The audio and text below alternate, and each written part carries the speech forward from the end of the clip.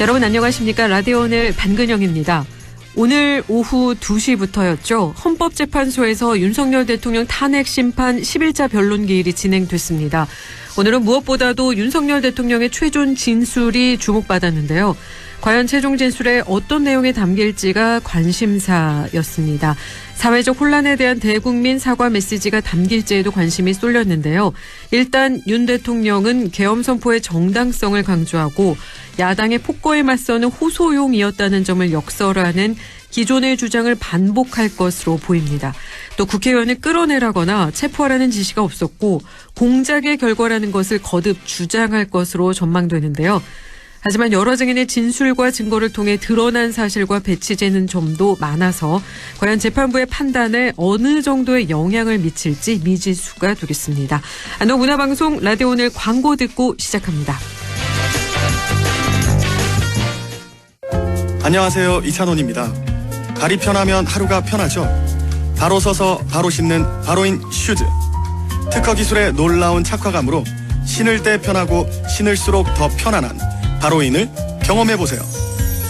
편안함의 시작 바로인 슈즈. RSV 알고 계신가요? RSV는 독감 바이러스만큼 전염성이 강한 급성 호흡기 감염 바이러스로 영유아나 60세 이상 성인에서 감염 시 폐렴 등 심각한 합병증으로 이어질 수 있습니다. 주로 독감 바이러스와 비슷한 시기에 발생하는 RSV. 자세한 내용은 의사와 상담하세요. 이 광고는 RSV 질환인식 캠페인입니다. 2월 25일 화요일 라디오 오늘입니다. 일부 엄마의 마음으로 바라본 세상사 김세롬의 세상맘사 안동시의회 김세롬 의원과 함께하고요. 2부 이슈 오늘에서는 올해 새학기부터 고교 학점제가 본격 시행되죠. 잠시 후 경북교육청 윤은경 중등교육과정 담당 연결해 함께 이야기 나눠보겠습니다. 이어서 최요한 시사평론가와 함께합니다. 한 주간의 시사 이슈 알아보는 시간 최요한의 시사 따라잡기 준비되어 있습니다. 라디오 오늘 유튜브로도 다시 들을 수 있습니다. 많은 애청 바랍니다.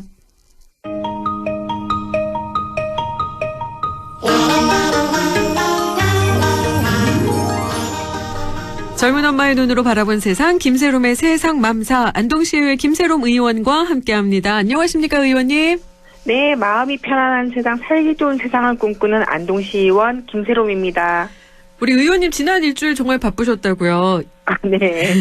임시회에서 시정질의 5분 발언도 하셨는데 이번에 한 시정질의 MBC에서도 뉴스로 나갔거든요. 네. 잠깐 이야기를 안 나눠볼 수가 없습니다.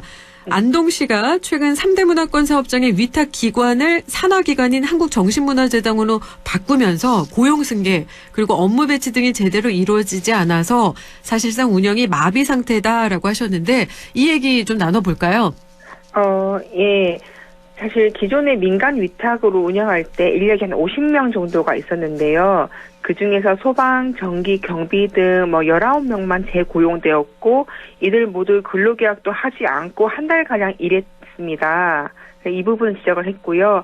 그리고 민간 위탁에서 이제 올해 1월 1일부터 해서 공기관으로 변환하는 과정 속에서 기존의 근로자들을 보호하기 위해 고용노동부에서 민간 위탁 노동자 근로조건 보호 가이드라인이 있었고 그리고 이 가이드라인에 의하면 민간 위탁 관리위원회를 설치하고 특별한 사정이 없는 한 기존의 노동자들이 고용을 유지할 수 있도록 노력하고 고용 승계를 하라고 명시되어 있거든요. 네. 그런데 이번에 안동시에서 3대 문화권 사업장을 민간 위탁에서 공기관 위탁으로 변경하면서 정부가 내세운 그 최소한의 근로자 보호를 하지 않아서 시지영 질의에서 이 부분을 지적했었습니다. 궁금한 게 그러면 31분은 지금 다른 일을 하고 계신가요?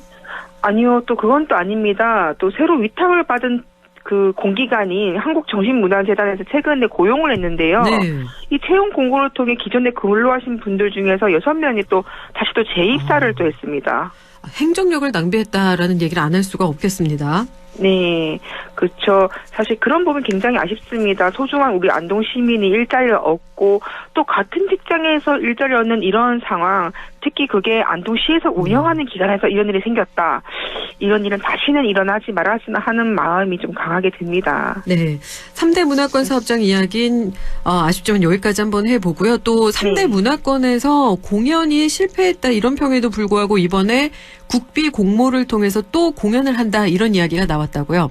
아, 예, 이번에 그 저희 그 시립공연단 네. 이번에 공연단을 하겠다. 이걸 국비 공모한 내용인데요. 이게 2년간 29억 8,100만 원을 들여서 한국문화 테마파크 안에 상설 공연장이 있어요. 극장 같은 곳이. 네네. 거기에서 공연을 올렸는데 제가 가서 확인해 보니까 회당 관람객이 2년간 평균 14명이었고요. 한 공연 같은 경우는 총 99번 공연을 했는데 그중에 53번이 무관중이었습니다. 아, 2년간 거의 30억 가까운 예산이 들어갔는데 결과가 정말 참담한데요. 네. 이 돈이 10이었을까요? 아니면 국비였을까요? 이거는 이때는 100% 10이었고요.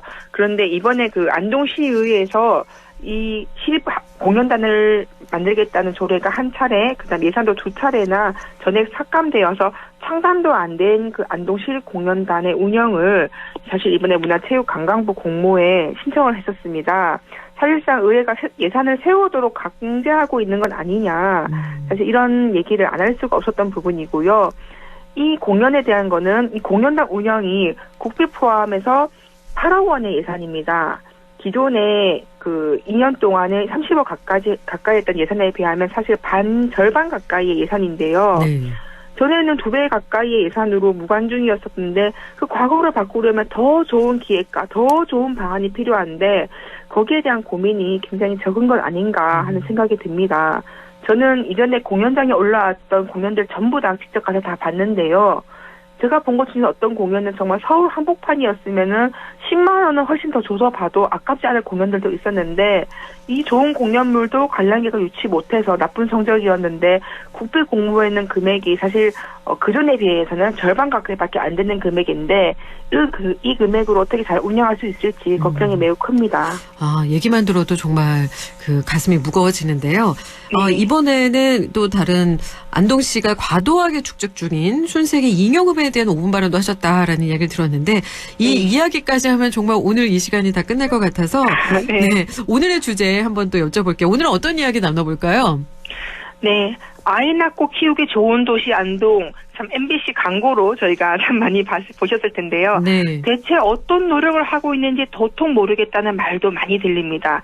그래서 오늘은 제가 경험한 이야기를 좀 들려드릴까 하는데요. 김새로운 세상맘사 안동 아이 낳고 키우기 좋은 도시로 가기 위해 나아가고 있는 중을 이야기하고 싶습니다. 아이를 낳고 키우기 좋은 도시로 안동이 가기 위해서 열심히 달리는 중이다. 이 주제로 이야기를 나눠볼 텐데요. 오늘 이야기 2가지 준비하셨다고요? 네. 네. 먼저 첫 번째는 무엇일까요? 네, 맞벌이 가정의 부모님들 아니면 취업하신 한부모 가정의 부모님들이 열심히 일하다 가장 긴장하는 전화가 있습니다. 혹시 어떤 전화인 줄 아시는지요? 아이 관련 전화요. 네, 맞아요. 바로 아이가 있는 어린이집, 유치원, 학교에서 오는 전화가 오면은 정말 올스톱이 돼버리잖아요. 네. 정말 부모님들은 그 전화번호에 뜨는 그 이름을 딱 보는 순간 아찔해지는데요. 혹시나 우리 아이가 어디 아픈 건 아닌가, 사고가 난 건 아닌가 하는 불안감에 전화를 받게 되지요. 그렇습니다.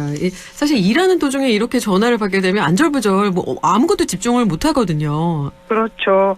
예, 아나운서님은 반은혜 아나운서님은 보통 이럴 때 어떻게 아시는지 보통 엄마들이? 보통 엄마분들은 만약에 그렇다면은 주변에 이제 전화를 하죠. 달려갈 수 있는 분이 있나? 네, 맞아요. 네. 저도 사실 많이 그랬었는데요. 이 일하는 엄마 아빠가 아이가 아플 때마다 아픈 아이에게도 같이 일하는 동료에게도 부탁하는 사람에게도 미안한 이 죄인이 되는 이 불편한 상황 안동시가 해결해 주기 위해 나섰습니다. 바로 아픈 아이 병원 동행 서비스입니다. 아픈 아이 병원 동행 서비스 사업명에서 바로 어떤 일을 하는 건지가 파악이 되는데요. 네. 이 서비스가 2022년부터 진행한 사업으로 기억이 나는데 어떤 사업인지 설명 부탁드리겠습니다. 네, 경상북도에서 이제 주관하는 사업이고요. 아이가 갑자기 아플 때 부모 대신 돌봄사가 아이를 데리고 병원에 동행하는 서비스입니다. 말씀하신 것처럼 2022년 도청 신도시에서 처음에 시범 사업을 했고요. 작년에 안동, 예천, 구미, 상주, 경산, 칠곡, 포항, 김천, 영주가 이 사업을 진행하고 있습니다.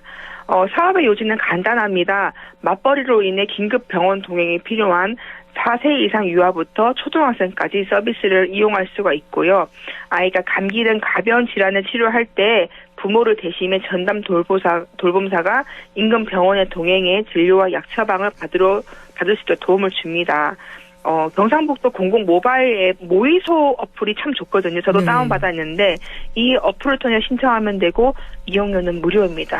와. 부모는 치료에 따른 병원비랑 약제비만 계좌로 입금하면 되는 서비스입니다. 아프나이 병원 동행 서비스 정말 이용료는 무료고요. 병원비 네. 약제비만 나중에 계좌로 입금하면 된다라고 말씀해 주셨는데 혹시 우리 의원님 이용해 보신 적이 있으실까요? 저도 발을 동물동 막 굴리다가 이용한 적이 있는데요. 의회 일정 소화 중에 갑자기 아이가 아프다고 전화가 왔는데 막 이번엔 누구 엄마한테 전화하지 생각이 바로 처음에 딱 들더라고요. 네네. 그리고 부탁한다니 사실 좀 많이 미안한 일이기도 하고 했는데 제가 그때 당시에 며칠 전에 그 현수막을 봤던 기억이 나서 아프나이 병원 동행 서비스를 인터넷에 검색해보고 서비스 신청해본 적이 있습니다. 실제로 이용해 보시니까 어떠셨나요? 사실 모르는 사람에게 서비스를 맡긴다는 거, 특히나 아픈 아이를 맡긴다는 거에 대한 거부감이 조금 있긴 했었어요. 네. 제가 좀 굉장히 보수적입니다, 생각보다. 근데 막상 이용해 보니까 선생님이 아이를 데려가는 차도 미리 찍어 보내주시고요. 또 아이가 가던 병원으로 다 데려가 주시고요. 또 아이 픽업 전후 또 다 연락을 따로 주시고 아이랑 병원에 진료 달려온 후에 따로 연락을 주어서 마치 제가 병원에 갔다 온 것처럼 상황을 정말 정확하게 다 이야기해 주시는데 엄마의 입장에서 정말로 아이를 키우는 엄마 입장에서 단순 서비스가 아니었습니다. 부모의 마음을 헤아려주는 서비스에 정말 큰 감동을 받았고요. 네. 제가 경북도청 사이트에 감사하다고 편지도 썼습니다. 와, 얼마나 마음에 와닿으셨으면 글을 또 네. 직접 올리셨을까 하는 생각이 듭니다. 네. 정말 좋은 서비스네요. 아프나이 병원 동행 서비스 아직 모르고 계신 분이 있으시다면 오늘부터 꼭 기억하셨으면 좋겠어요. 네, 아이가 아프면 사실 부모는 죄인이 되는 게 언제부턴가 우리 사회의 통성전이 약간 문화 같다고 저는 좀 보고 있거든요. 그러니까요. 예, 늘 어딘가에 부탁을 해야만 했으니까요. 그렇다고 일을 하지 않으면 안 되는 상황이 부모들에게는 정말로 고마운 사업인 것 같습니다. 한 가지 더 추가하고 싶은 게 있다면은 안동시에서도 이제 구미에서처럼 등교가 곤란하거나 가정돌봄에 어려울 정도의 아픈 아이들은 병상에서 전문 간호사가 보살피는 게 병상돌봄이거든요. 네네. 그래서 저도 도에 열심히 건의해서 안동시에서도 이 서비스까지 이용할 수 있도록 의원으로서 노력하겠습니다. 네, 아프나이 병원 동행 서비스만으로도 이렇게 감동을 하셨는데 병상 돌봄까지 우리 안동 지역, 경북 북부 지역에서 이루어진다면 우리 김새롬 의원님 눈물 흘리시는 거 아니에요? 그럴지도 모르겠습니다. 네. 그래도 오늘 이야기 두 가지 해주신다고 하셨는데 다른 한 네. 가지는 어떤 내용일까요? 제가 안동시에서 이걸 하면서 정말 많은 엄마들에게 너무 좋다고 네. 정말 고맙다는 말을 많이 들었는데요. 혹시 안동시에서 가족 캠프 진행하고 계신 거 아시나요? 알죠.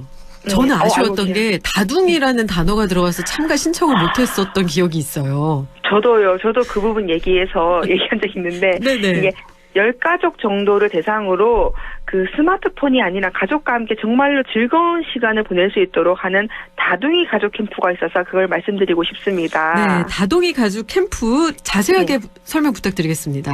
네, 18세 미만의 2자녀 이상 가족들이 모여 1박 2일간 캠프를 하는 건데요. 24년도 작년에 2번 진행되었는데요.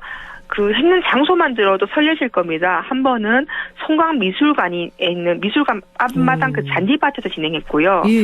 한 번은 단오센트 캠핑장에서 카라반에서 진행되었습니다. 그래서 아이들과 부모님이 같이 가운도 만들고 버블 마술쇼도 보여주고 레크레이션도 하고 음악회도 하고 정말 너무 좋은 프로그램이 많이 있는 그런 네. 캠프입니다. 제가 경상북도에서 하는 가족 캠프는 참여할 수 있었는데 네. 이 다둥이 가족 캠프는 참여하지 못했는데요. 정말 네. 장소만 들어도 너무 부럽고 그런데 특별히 이 다둥이 가족 캠프가 이렇게 좋다라고 이야기해 주시는 이유가 있으실까요? 아이를 키우다 보니까 저는 주변에 엄마들과 소통할 일이 정말 많은데요. 친원분들이 다녀와서 해주는 말이 요즘에 사실 아이들이 사춘기가 굉장히 빨라지잖아요. 네네. 그래서 9살만 되면 벌써 아이가 그전과 달라서 좀 힘들다.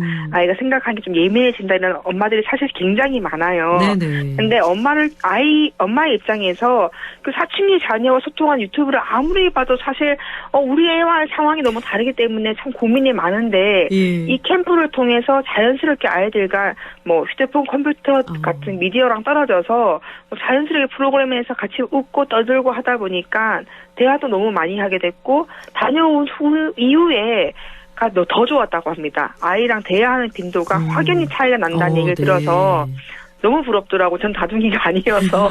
네, 맞아요. 네, 요즘에는 사춘기가 정말 빨리 오는 시기인 것 같아요. 그렇죠. 네, 저희 딸도 원래 이제 5학년인데 3학년 때부터 감정의 변화가 표현하는 게 다르더라고요. 네네. 사실 저 같은 경우는 또 라떼는 이럴 수도 있겠지만은 그때는 사춘기가 좀 중2 때 왔기 때문에 네. 생각지도 못한 상황이 너무 일찍 생겨서 좀 난감했는데 저도 이런 데 가고 싶다라고 저도 이제 공무원분께 말씀드렸고요. 네네. 실제로 안동시청 홈페이지에 이 캠프에 대한 호평이 굉장히 많이 있습니다. 아, 그렇군요. 사실 네. 정말 그 미디어 사용으로 인해서 대화가 줄어들 수밖에 없는데 1박 2일이지만 이 캠프 안에서 오롯이 가족들과 함께 대화를 할 수 있기 때문에 그래서 우리 부모님들이 소갈이했던 것들이 좀 해소가 되었다. 이런 부분을 이렇게 강조해 주시는 거죠, 지금. 네, 맞습니다.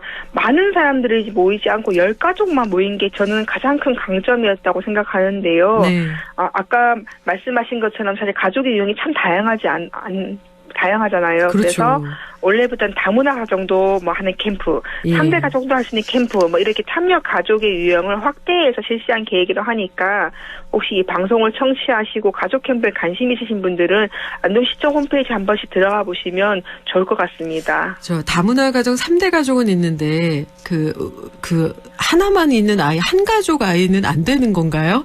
한 가족도 제가 꼭 건의하겠습니다. 아마 아니, 담당 의원님이나 과장님이 저는 아이 한 명만 키우잖아요. 그러니까요. 아마 담당 과장님이 이걸 들으실 텐데요. 제가 네네. 꼭 말하겠습니다. 네, 우선은 가족이 수가 많은 분들이 또 혜택을 받으셔야겠죠. 자, 네. 김세롬의 세상맘사 오늘 안동 아이 낳고 키우기 좋은 도시로 가기 위해 나아가는 중에 대해서 우리 김세롬 의원님과 이야기 나눠봤는데요. 우리 의원님이 생각하는 오늘의 맘스 생각 한번 들어볼까요? 한 명의 아이를 키우기 위해서는 온 마을이 필요하다는 아프리카의 속담이 있습니다.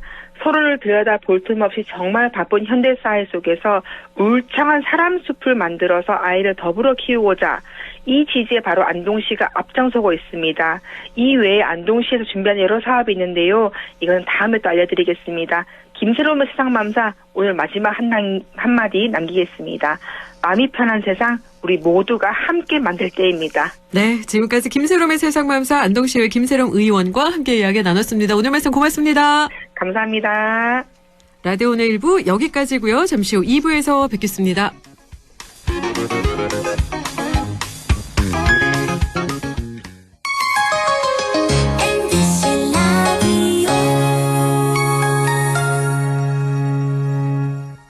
나에게 딱 맞는 대학, 나에게 꼭 맞춘 대학. 나만의 경쟁력을 원한다면 안동과학대학교로 오라. 시대의 딱 취업 중심 실전학과, 학생의 꼭 현장 중심 실무교육, 취업의 맞춤, 내 꿈의 맞춤, 나의 드림핏 안동과학대학교. 오늘도 안전하게 음주운전 예방수칙 알려드립니다. 첫 번째, 술자리가 예정된 경우 미리 귀가 방법을 정하고 차는 가져가지 않는 것이 안전합니다.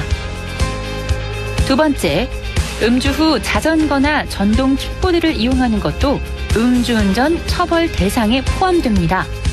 세 번째, 과음을 한 다음 날에는 대중교통을 이용해주세요.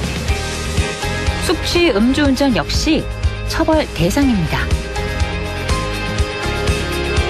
네 번째, 음주운전을 방조하는 경우에도 3년 이하의 징역형 또는 1,000만 원 이하의 벌금형에 처해질 수 있습니다. 적극적으로 말려주세요.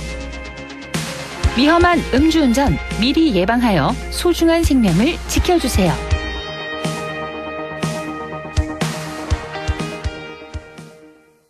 살림꾼 김재우의 살림템 추천.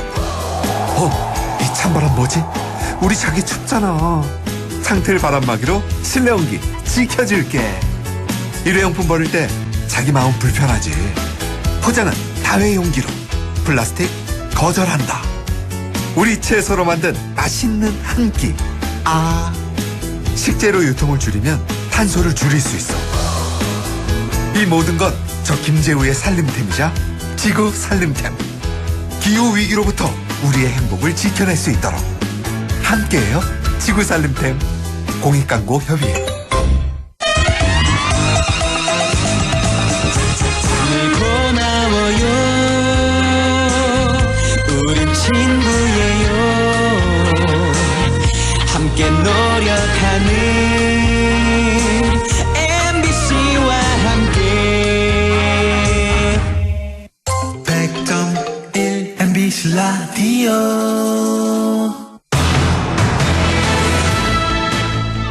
라디오 오늘 2부 순서 이슈 오늘입니다. 올해 새학기부터 고교학점제가 본격 시행되는데요. 고교학점제가 무엇이고 시행 취지는 무엇인지 또 시행 준비는 잘 되고 있는지 궁금합니다. 경북교육청 윤은경 중등교육과정 담당을 연결해 자세히 이야기 나눠보겠습니다. 안녕하십니까 장학관님. 네, 안녕하세요. 3월부터 고교학점제가 본격 시행되는데요. 잘 모르는 분들을 위해서 고교학점제가 무엇인지 설명 부탁드릴게요. 네, 고교학점제는 학생이 기초 소양과 기본 학력을 바탕으로 자신의 진로와 적성에 따라서 과목을 선택하고 또 이수 기준에 도달한 과목에 대해 학점을 취득하고 누적하여 졸업하는 제도입니다. 기존의 획일적인 교육과정을 벗어나서 학생 개개인의 흥미와 적성에 맞춰서 학습할 수 있도록 유연한 교육과정을 제공하는 것이 특징인데요. 교사가 중심이 되는 지식 전달을 넘어서 학생 스스로 의미 있는 지식을 모으고 진로와 학업을 디자인해 나가며 배움과 삶이 연계되는 교육, 진로와의 연계를 강조하는 교육을 통해 개개인의 의미 있는 학습 경험에 초점을 맞춥니다. 또한 기존 교육과정에서는 모든 학생이 같은 반에서 동일한 과목을 배우는 형태였지만 고교학점제에서는 학생이 개별적으로 과목을 선택하고 과목에 따라 이동 수업이 이루어질 수 있습니다. 자신의 진로와 적성에 따라서 우리 학생들이 과목을 선택한다. 이게 바로 고교학점제다라는 이야기를 해주셨는데 그렇다면 네. 이 고교학점제를 시행하게 된 이유나 목적은 무엇일까요? 네, 고교학점제의 도입 배경은 여러 가지가 있습니다. 우선 인공지능, 에듀테크 활용, 개별화 교육 등 미래 사회에 적합한 교육 모델의 필요성이 커졌고요. 학생의 학력을 보장하고 삶에 대한 적극성과 주도성, 책임감을 지는 새로운 인재상과 교육 체제가 필요하다는 사회적 요구가 확산되었습니다. 또한 학생들은 기존의 텍스트보다 이미지, 동영상 등 디지털 기반 콘텐츠를 통한 이해를 선호하고 능동적으로 지식과 정보를 선택하여 학습하게 됨에 따라 다양한 분야에 대한 탐색을 거쳐 학생 스스로 진로를 설정하고 개척해 나갈 수 있도록 교육과정의 다양화 및 진로 학업 설계 지도가 필요해졌습니다. 이러한 사회적 변화와 요구를 반영해서 학생이 과목을 선택하여 자신의 진로 적성을 설계해 나갈 수 있도록 고교학점제를 도입하게 되었습니다. 네, 미래 사회에 적합한 교육 모델이 필요했고 그래서 우리 학생들이 진로를 설정하고 개척해 나갈 수 있는 그런 프로그램이 필요해서 이렇게 고교학점제를 시행하게 되었다라는 말씀해 주셨는데요. 고교학점제에서는 최소 성취 수준 보장 지도를 실시한다라고 하는데 최소 성취 수준 보장 지도 이것은 어떻게 이루어지는 걸까요? 예, 고교학점제 체제에서는 학생이 학점 이수를 인정을 받으려면 학업 성취율이 40% 이상이 되어야 하고 수업 횟수의 3분의 2 이상의 출석률을 충족해야 합니다. 이것이 충족이 되지 못하면 미수가 될 수 있는데요. 네. 그렇다고 해서 바로 미수 처리를 하는 것은 아닙니다. 기회를 주는 거죠. 네네. 만약 학업 성취율 40%에 도달하지 못할 경우에는 최소 성취 수준 보장 지도를 받게 되며 그 결과를 통해 과목 이수 처리가 됩니다. 최소 성취 수준 보장 지도에는 교과 내용의 보충도 있지만 학습 동기 향상 등의 정서 지원도 함께 이루어집니다. 무엇보다도 학기 중에 학업 성취율이 미달될 것으로 예상되는 학생들을 대상으로 예방 지도를 실시해서 학업 성취율 미도달을 사전에 예방할 수도 있습니다. 또한 출석률이 3분의 2 기준에 도달하지 못할 경우에도 최소 성취 수준 보장 지도에 준하는 추가 학습을 통해서 과목 이수 처리가 되게 됩니다. 네. 학점 이수를 인정받으려면 적어도 40% 이상의 학업 성취가 있어야 되고 3분의 2 이상의 출석률이 충족이 돼야 되고 이것에 도달하지 못할 때에는 보장 지도에 준하는 추가 학습이 이루어질 거다라는 얘기해 주셨는데 우리 네. 학생들이 진로와 적성에 따라서 원하는 과목을 선택하고 그러다 보면은 우리가 같은 반 일반인데도 같은 반 일반 학생끼리 서로 시간표가 다를 수 있을 텐데 이럴 때 좀 혼란은 어떻게 저희가 예방할 수 있을지 궁금하거든요. 네. 고교 학점제에서는 기존처럼 같은 반 학생들이 모두 같은 수업을 받는 체제는 아닙니다. 개인이 선택한 과목에 따라서 시간표가 다를 수 있습니다. 이러한 상황에 대해서 이제 학생들의 혼란을 최소화할 수 있도록 교과 교실제를 운영하고 있고요. 다양한 과목 수업을 지원하는 교실 등의 공간 조성을 통해서 효율적인 운영이 가능하게 합니다. 또한 같은 과목을 선택한 학생들이 같은 학반에 배치될 수 있도록 학급 편성 시에도 충분히 고려를 하고 학급 이동으로 인한 불편함이 생기지 않도록 홈베이스 내에 사물함 배치, 도서실 등 학생 자율활동 공간 조성에도 애쓰고 있습니다. 네, 교과 교실제 운영 등 여러 가지 방안 대책을 마련해 놓고 계신데 근데 내가 원하는 과목을 우리 아이들이 학생들이 선택을 했어요. 그런데 해당 과목의 교사가 부족하다거나 이것을 배우기 어려운 경우도 있을 것 같은데 이럴 때는 어떻게 헤쳐나갈 수 있을까요? 네, 학생들이 원하는 과목 중에 학생의 수요가 많은 과목에 대해서는 학교 교육과정 내에서 과목 편성을 해서 운영을 하는 게 참 쉽습니다. 네. 그렇지만 학교 사정상 교과 교사가 배치되기 어려운 경우에는 선택 과목 강사를 채용을 할 수 있습니다. 그리고 공동교육과정 등을 통해서 다른 학교와 연계한 수업도 받을 수 있습니다. 특히 올해 3월에 경북 온라인 학교가 개교하게 됩니다.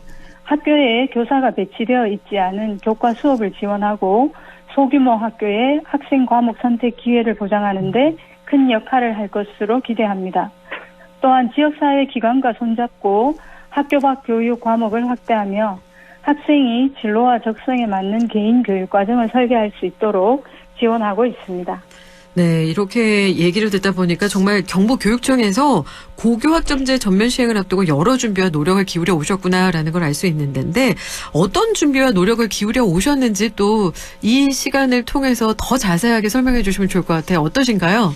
네, 경북교육청에서는 만반의 준비를 하고 있습니다. 2023년부터 도내에 있는 모든 일반계 고등학교를 고교학점제 준비학교로 지정을 하면서 고교학점제 전면 시행에 철저히 대비해 왔습니다. 운영 예산을 확보하고 교원 연수, 학생 교육, 학부모 대상 설명회 등 항목마다의 준비 상황을 점검하면서 안정적인 출발이 될 수 있도록 노력하고 있습니다. 학생들이 희망하는 과목 개설을 위해서 선택 과목 강사 채용, 온 오프라인 공동교육과정 운영 등의 단위학교 학점제 운영 지원을 위해서 매년 고교학점제 운영 학교에 예산을 지원하고 있으며 올해에는 고교학점제 운영 학교에 총 40억 원 이상의 예산을 지원하게 됩니다. 또한 작년 12월에는 올해 고등학교에 입학하게 되는 중학교 3학년 학생들을 대상으로 자유학기제 고교학점제 징검다리 교수학습 자료인 진로 워크북과 고등학교 입학을 위한 안내서인 고등학교 가는 길을 발간하고 배부해서 고교학점제에 대해 미리 준비하도록 교육을 했습니다. 네, 경북교육청에서는 우선 예산 확보가 중요하기 때문에 이 예산에 대한 이야기를 빼놓지 않아 주셨는데요. 그리고 또 우리 중3 학생들을 위해서 미리 또 안내서를 배부하는 이야기까지 해주셨습니다. 하지만 또 이 고교학점제에 대한 학부모의 궁금증도 만만치 않을 것 같은데 그래서 학부모 연수도 경북교육청에서 실시해 왔다고 합니다. 학부모들은 주로 어떤 걸 궁금해하셨는지 궁금하거든요. 어떤 반응들이 있었을까요? 네, 경북교육청에서는 매해 학부모님들께 고교학점제에 대한 정보 제공을 위해서 권역별로 찾아가는 고교학점제 설명회를 실시하고 있습니다. 작년의 경우에도 해당 설명회에서 학부모님들께서 뜨거운 관심을 보여주셨는데요.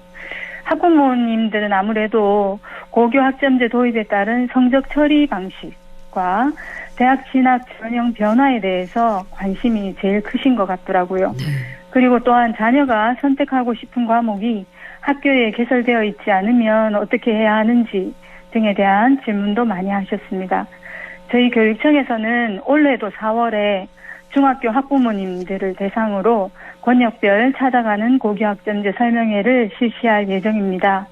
그 학부모님들께 그 정보 제공의 기회가 될 수 있을 것 같습니다. 설명회에서 많은 정보를 얻어가실 수 있도록 교육청에서 잘 준비하도록 하겠습니다. 네, 지금 방송을 듣고 계신 학부모님들 꼭 기억해 주시길 바랍니다. 4월에 찾아가는 고교학점제 설명서를 실시한다고 하니까요. 관심 있으신 분들은 꼭 참여하셔서 함께 주셨으면 좋겠습니다. 아무래도 중학생 아이들도 지금 되게 궁금해하는 내용이기 때문에 부모님들께서 먼저 참여해 주시면 좋을 것 같고요. 고교학점제 3월 새학기 본격 시행을 앞두고 있는데요. 덧붙이고 싶은 말씀이라던가 당부하고 싶은 말씀이 있으시다면 이 시간을 통해서 전해주실 수 있을까요? 네. 경북교육청에서는 2월 10일부터 12일까지 3일간 800여 명의 선생님을 대상으로 새학년도 맞이 고등학교 교육과정 설명회를 실시했었습니다. 또한 고등학교에서는 단위 학교별로 신입생 대상으로 고교 학점제 설명회를 실시해서 학생들이 입학해서 혼란을 겪지 않도록 안내를 하고 있습니다.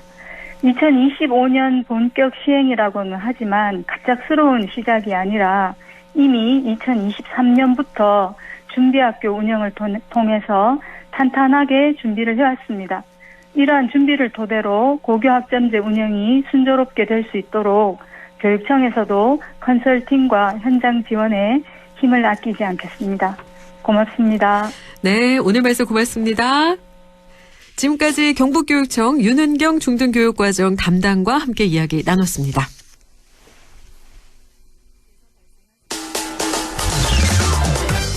라디오 오늘에서는 청취자 여러분의 참여를 기다리고 있습니다. 우리 지역에서 발생한 사건 사고 소식이나 함께 토론하고 싶은 내용을 안동 MBC 홈페이지 라디오 오늘 게시판에 올려주시기 바랍니다. 전화와 문자 참여도 하실 수 있습니다. 전화는 851국에 7191번, 문자는 샵 0913번으로 보내주시면 됩니다. 문자는 단문 50원, 장문 100원의 정보 이용료가 있습니다.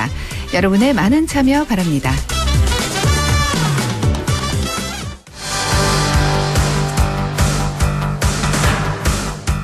최요한의 시사 따라잡기, 시사 이슈 함께 이야기해보죠. 러시아와 우크라이나 전쟁의 종전을 위한 평화 협상의 막이 올랐습니다. 최요한의 시사 따라잡기, 오늘 러시아 우크라이나 전쟁 종식에 대해 최요한 시사평론가와 함께 이야기 나눠보겠습니다. 안녕하십니까, 평론가님? 예, 반갑습니다. 최요한입니다. 러시아 우크라이나 전쟁 종식을 위한 미러 고위급 협상이 지난 18일 사우디아라비아 수도 리야드에서 열렸는데요. 예. 우크라이나 측은 배제가 되었죠. 그러니까 우크라이나 입장에서 보면 정말 미치고 팔짝 뛸 노릇이죠. 네. 회담장 어디에도 초대받지 못한 전쟁 당사자 우크라이나 쪽 사람들이 모습을 볼 수 없었기 때문에 기자들이 미국 측에 질문을 했어요. 미국은 우크라이나를 외면하는가? 아예 답을 하지 않았다고 합니다. 네. 예. 다만 회담 전날인 17일에 미국 국무부 테미 브루스 대변인이 이야기하기를 이번 회담은 러시아가 평화를 위한 대화에 진지하게 임하는지 판단하기 위한 단계다. 이 목표에 대해서 명확하게 이야기했어요. 그러니까 회담이 진전을 이룰 수 있는지 판단하겠다라는 것이 목표고 또 실제 평화를 위한 협상은 우크라이나와 함께 이루어질 것이라고도 이야기했기 때문에 추후에는 뭐 우크라이나가 참여할 가능성도 없지는 않습니다. 네, 그렇지만 뭐 우크라이나가 협상에 참여하지 못한 건 사실이고요. 예. 또 트럼프 대통령이 우크라이나를 겨냥한 발언을 또 했잖아요. 그러니까 배신감을 느낄 수 있는 우크라이나 국민에게 어떤 메시지를 전할 것인지 영국 BBC 방송이 트럼프 대통령에게 물었어요. 그랬더니 네. 트럼프 대통령이 답변하기를 그들이 여기는 우크라이나 국민들입니다. 네. 이번 회담에 자리를 얻지 못해 속상해한다고 들었다. 그런데 그들에게는 3년 동안 그리고 그 이전에도 오랫동안 자리가 있었다. 이는 아주 쉽게 해결될 수 있었던 문제였다라고 답을 했습니다. 그러니까 처음부터 시작하지 말았어야 한다. 거래를 맺을 수도 있다. 진작에 협상을 시작했어야 한다. 이 말인데 그럼 러시아는 어떻습니까?라고 물어본 것에 대해서 굉장히 좋았다. 러시아는 뭔가 하고 싶어 했고 이 잔혹하고 야만적인 사태를 멈추고 싶어 했다. 그래서 나는 이 트럼프입니다. 내게 이 전쟁을 끝낼 힘이 있다라고 생각한다. 이렇게 맺었는데 하지만 트럼프는 2014년 크림반도 침공, 강제 합병부터 시작한 러시아의 무력 도발에 대해서는 전혀 언급하지 않았습니다. 이야기를 들으면 들을수록 이 전쟁 당사자인 우크라이나 빼고 협상을 한다는 게 좀 부당하다 이런 생각도 드는데요. 예. 젤렌스키 대통령 정말 꽤 실망이 컸죠. 화가 많이 났죠. 네. 예. 젤렌스키 대통령은 우크라이나 없이 이루어진 미러 고위급 회담에 대해서 실망 감추지 않았는데요. 기자들과 만나서 우크라이나에 대한 결정이 우크라이나 없이 이루어지고 있다. 미국과 러시아는 우리가 최후 통첩을 받아들일 것이라고 믿는 이유가 궁금하다. 우크라이나의 등 뒤에서 열린 전쟁 종식을 위한 해당 결과는 결코 받아들이지 않겠다. 아주 직설적으로 반대했습니다. 네. 그래서 젤렌스키 대통령은 미국과 러시아 회담에 정당성을 주지 않기 위해서 그 다음 날로 예정돼 있던 사우디아라비아 리야드에서 협상을 했었잖아요. 네. 아예 거기 방문을 연기했습니다. 네, 입장을 바꿔 생각해 보면 충분히 젤렌스키 대통령 반발이 이해가 되는데요. 예. 유럽 연합의 경우는 입장이 어떤지도 궁금합니다. 유럽 연합도 쏙 빼놓고 미국과 러시아가 1대1로 협상을 하고 있으니까 비상이 걸렸죠. 마크롱 프랑스 대통령 주도해서 영국, 독일, 나토 수장까지 서둘러 모였습니다. 왜 이탈리아, 스페인, 네덜란드, 덴마크, 폴란드 정상, 거기다 EU 집행위원장, 정상회의 상임의장 다 모였는데 모인 것은 우크라이나 전쟁 종전 협상에 대응하고 유럽의 입장을 정리해보자. 그리고 종전 후에 우크라이나의 평화 보장 방안을 논의해보자. 유럽의 자체 안보 강화 방안을 논의하자라고 했지만 각 나라의 사정이 다 다르다 보니까 이 우크라이나 파병 같은 방안은 제대로 논의조차 못했다라고 합니다. 그러니까 유럽 국가들의 방위비 증액이 필요하다. 이 정도만 의견이 모았을 뿐 논의는 더 이상 나가지 못했고요. 우크라이나 파병을 놓고 영국, 프랑스, 스웨덴 정도만 찬성할 뿐 다른 나라는 입장이 크게 달랐어요. 결국은 미국의 지원 수준에 따라 우크라이나의 안전보장을 제공할 준비가 돼 있다. 이거 사실 하나마나한 이야기거든요. 모임을 주도했던 마크롱 프랑스 대통령이 회동 직후에 트럼프 대통령과 통화해서 우크라이나 안보 보장을 위해 미국의 역할이 중요하다라고 이야기했고 또 키어 스타머 영국 총리는 미국과의 정상회담 때 트럼프 대통령을 설득해보겠다. 이 역시 사실 하나마나한 이야기입니다. 이렇게 유럽 연합도 입장이 다 다르고요. 현재 EU 회원국 가운데 우크라이나 파병에 적극적인 나라는 어디인지 또 이야기 나눠볼까요? 그러니까 영국과 프랑스인데요. 프랑스는 마크롱 대통령이 지난해부터 유럽군 파병안을 제안했고 스타머 영국 총리는 이 회의 참석 전날 텔레그래프의 기고문에서 영국이 우크라이나에 평화 유지군을 배치할 수 있다. 갑자기 이런 얘기를 합니다. 그런데 독일은 여전히 우크라이나 파병을 꺼리고 있고 폴란드 역시 파병안에 부정적이었습니다. 우크라이나 영토에 보내지 않을 것이다 라고 얘기했는데 그런데 이제 유럽연합이 다 이런 입장이 아니라 파리 회동 이 자체를 반대한 나라들도 있어요. 헝가리 같은 경우는 오늘 파리에서 친전쟁 반트럼프 불만에 가득 찬 유럽 지도자들이 모여 우크라이나의 평화협정을 막으려 한다라고 비판했고요. 로베르트 피초 슬로바키아 총리도 똑같이 비판하면서 유럽군 파병 문제는 유럽연합이 관여할 수 없는 주제다라고 비판하기도 했습니다. 정말 입장이 각자 다 다른데 여기서 또 궁금한 게 그동안은 종전 파병한다 이런 얘기가 없었는데 종전 협상이 되니까 파병한다고들 하거든요. 왜 그런 건가요? 이게 참 희한하죠. 그러니까 영국의 키어 스타머 총리가 아까 말씀드렸던 텔레그래프 기고에서 필요하다면 영국군이 군대를 우크라이나에 배치해서 우크라이나 안전보장에 기여할 준비가 됐다라고 얘기했습니다. 이미 영국은 2030년까지 연간 30억 파운드를 지원하겠다는 약속을 했다고도 밝혔는데 그럼 이제 영국군은 이제 우크라이나가 점령한 영토하고 러시아가 점령한 영토 이 사이의 국경에 따라 배치될 수 있고 다른 유럽국 군대들과 함께 배치될 수 있다. 이렇게까지 이야기했어요. 근데 지금까지 영국은 한 번도 러시아가 우크라이나 침공한 이후에 그동안 영국 정상들은 파병을 공개적으로 얘기한 적이 없거든요. 그러니까 이번에 이야기하니까 아마 영국 내부에서 국방비 지출 증액 규모, 속도 막 국내 논쟁에 불 붙을 것 같습니다.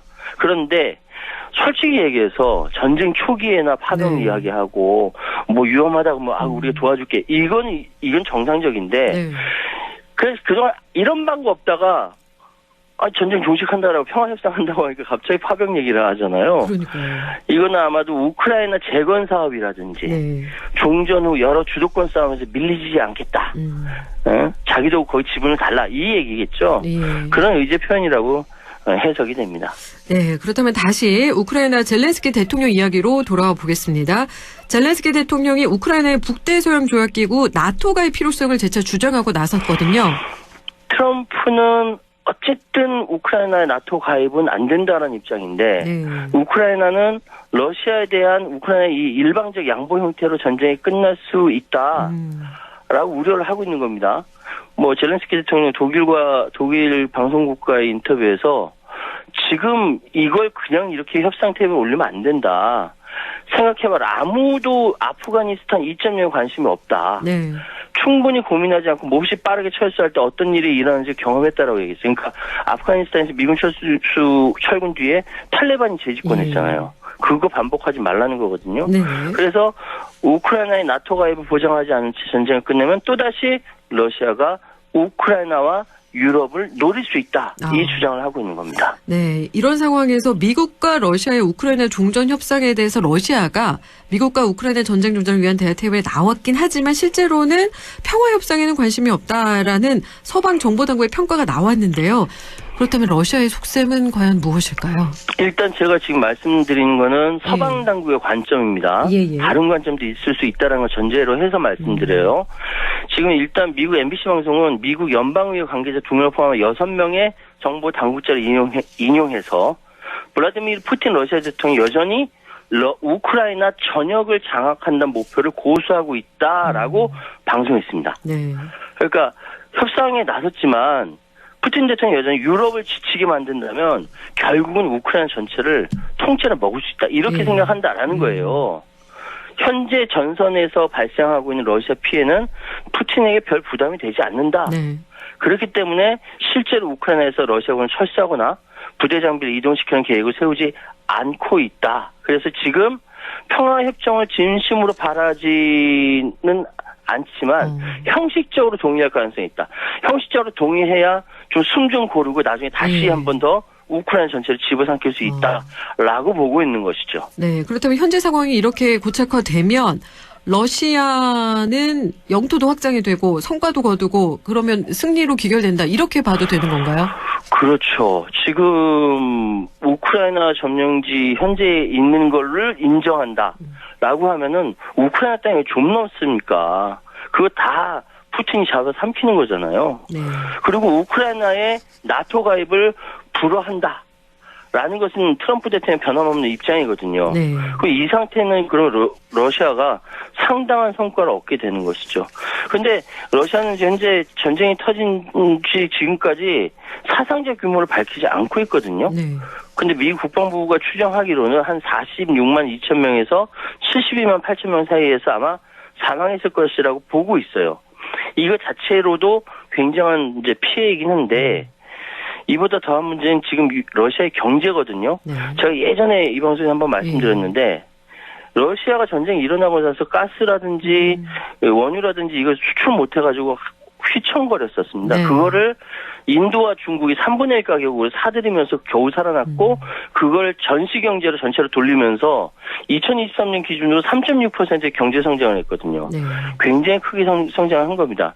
그런데 지금 보면은 여전히 러시아 내부에서는 살기가 어려운 거예요. 물가 상승률이 엄청 뛰고 그래서 지금 여러 가지 말이 있지만 예전에 버락 오바마 전 미국 대통령이 뭐라고 얘기했냐면 미국, 중국, 러시아 3대 강국이 아니라 러시아를 그냥 지역 강국으로 남게 될 수도 있다.